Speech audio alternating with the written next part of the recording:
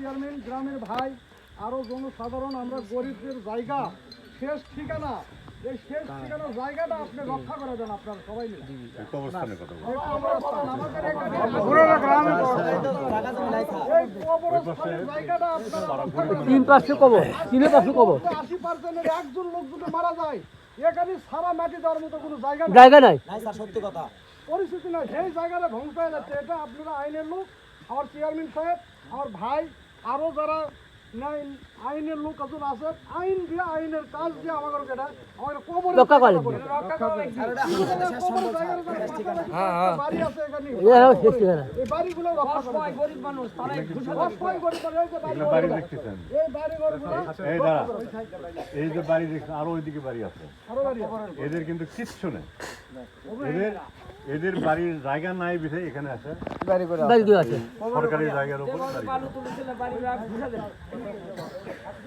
আচ্ছা ঠিক আছে, শোনেন, আমাদের তো সব কিছু জানা আছে না।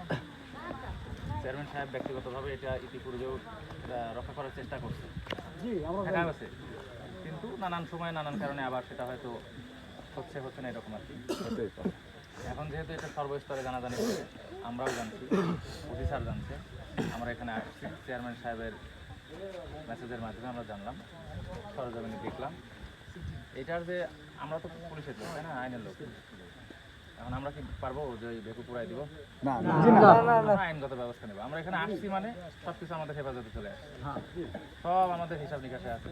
এটার আইনগত যে সুষ্ঠুভাবে এটার বিচার প্রক্রিয়া আছে, সেই মোতাবেক এটার পরবর্তী ব্যবস্থা হবে। ঠিক আছে, আপনারা আর কোনো হইহল্লা করবেন না। স্থানীয় মানুষ আপনারা শান্তিপূর্ণভাবে বসবাস করেন।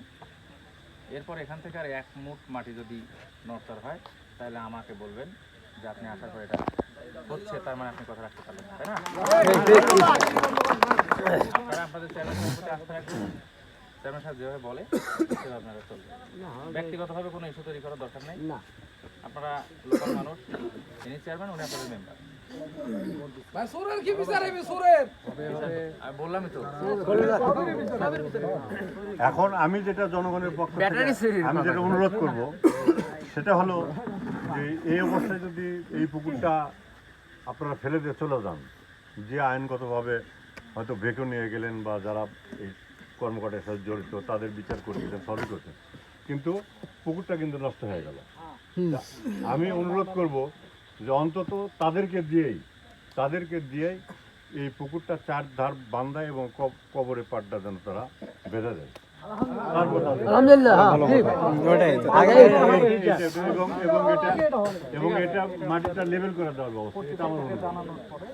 ঠিক আছে, আপনাদের দাবি থাকলো যে এই পকেটটা আমরা মসজিদে দেবো। এই